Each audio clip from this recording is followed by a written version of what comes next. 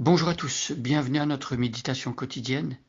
Eh bien oui, aujourd'hui nous allons terminer la série de méditations dans le 3e chapitre de l'épître ou la lettre de Paul aux Éphésiens. Paul euh, nous a présenté le mystère de Dieu, on en a parlé. Paul qui au départ dit qu'il est prisonnier de Jésus-Christ et qui dit qu'il a appris euh, euh, des révélations, il a compris des choses que Dieu avait mis dans son cœur. Et donc il ouvre une parenthèse et à partir du verset 14, Paul ferme la parenthèse et il revient à son sujet de départ. Donc il va prier pour les Éphésiens et dans sa prière, il va demander à Dieu de fortifier les Éphésiens dans leur être intérieur. Il va demander à Dieu de révéler l'étendue de son amour en Jésus-Christ. Il va dire que lorsque Dieu exauce cette prière, quand Jésus-Christ se révèle dans toute la profondeur, la longueur, la largeur de son amour, eh bien nous connaissons la plénitude de Dieu. Et Paul prie pour que les chrétiens expérimentent cette plénitude de Dieu. Et donc je vais relire aujourd'hui à partir du verset 1 du chapitre. Nous allons lire le chapitre en entier et je vais terminer avec le verset 21. Lisons la parole du Seigneur. C'est pourquoi moi, Paul, le prisonnier de Jésus-Christ pour vous, les non-juifs, vous avez très certainement appris quelle responsabilité Dieu, dans sa grâce, m'a confiée à votre égard. Par révélation, il m'a fait connaître le secret de son plan que je viens de résumer en quelques mots. En me lisant, vous pouvez vous rendre compte de la compréhension que j'ai de ce secret qui concerne le Christ. En effet, Dieu ne l'a pas fait connaître aux hommes des générations passées, comme il l'a révélé maintenant par le Saint-Esprit à ses apôtres, ses prophètes, qu'il a consacrés à son service. Et ce secret, c'est que par leur union avec Jésus-Christ, les non-juifs reçoivent le même héritage que nous. Les juifs, ils font partie du même corps et on part à la même promesse par le moyen de l'évangile. C'est de cet évangile que je suis devenu le serviteur. Tel est le don que Dieu m'a accordé dans sa grâce par l'action de sa puissance.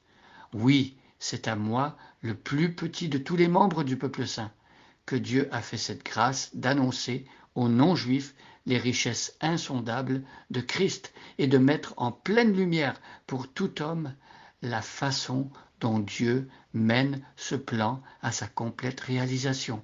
Et ce plan, le Dieu qui a créé toute chose l'avait tenu caché en lui-même de toute éternité. Par cette mise en lumière, les autorités et les puissances dans le monde céleste peuvent connaître par le moyen de l'Église les aspects infiniment variés de sa sagesse.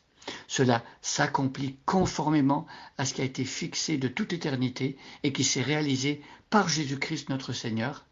Étant unis à lui, nous avons par la foi en lui la liberté de nous approcher de Dieu avec assurance. Ainsi, aussi je vous demande de ne pas perdre courage en pensant aux détresses que je connais dans mon service pour vous. Elles contribuent à la gloire qui vous est destinée. C'est pourquoi je me mets à genoux devant le Père, de qui dépendent comme d'un modèle toutes les familles des cieux et de la terre. Et je lui demande qu'il vous accorde, à la mesure de ses glorieuses richesses, d'être fortifié avec puissance par son esprit dans votre être intérieur, que Christ habite dans votre cœur par la foi, enraciné et solidement fondé dans l'amour. Vous serez ainsi à même de comprendre avec tous ceux qui font partie du peuple saint combien l'amour de Christ est large, long, élevé et profond. Oui, vous serez à même de connaître cet amour qui surpasse tout ce qu'on peut en connaître et vous serez ainsi remplis de toute la plénitude de Dieu. À celui qui, par la puissance qui agit en nous, peut réaliser bien au-delà de tout ce que nous demandons ou même pensons. Verset 21, dernier verset du chapitre. À lui soit la gloire, dans l'Église et en Jésus-Christ, pour toutes les générations et pour l'éternité. Amen. Alors Paul termine sa lettre et nous comprenons pour qui et pourquoi Paul écrit, Paul prêche l'évangile, Paul accepte des souffrances. Et tout cela est fait pour la gloire de Dieu. Mes amis, il y a des textes dans les épîtres de Paul qui nous disent que soit que nous mangions, soit que nous buvions, soit que nous fassions quelque autre chose, l'exhortation est de faire tout pour la gloire de Dieu et non pour les hommes. Et donc ici, Paul exprime dans sa prière et dans sa doxologie finale que son désir, c'est que Dieu soit glorifié. Et la gloire que Dieu recherche, normalement, il doit la retrouver dans son Église. À lui soit la gloire dans l'Église. Alors, ce serait triste de penser que une Église fonctionne pour la gloire du pasteur, pour la gloire de certains membres qui ont certains dons particuliers, pour la gloire de, je ne sais pas, un nom ou une tradition. Mes amis, la gloire de l'Église, c'est de glorifier Dieu. La fierté d'une Église, c'est d'élever le nom de Jésus-Christ. À lui soit la gloire dans l'Église. Prions que Dieu soit glorifié dans son Église, que ce soit lui qui reçoive les honneurs, la louange et les prières de son peuple reconnaissant. À lui soit la gloire dans l'Église et en Jésus-Christ. Alors, une Église est appelée à vivre sa vie communautaire en Jésus-Christ. La gloire de Dieu que Dieu veut donner à son Église, elle n'est possible que dans l'union avec Jésus-Christ. C'est Jésus-Christ que Dieu glorifie.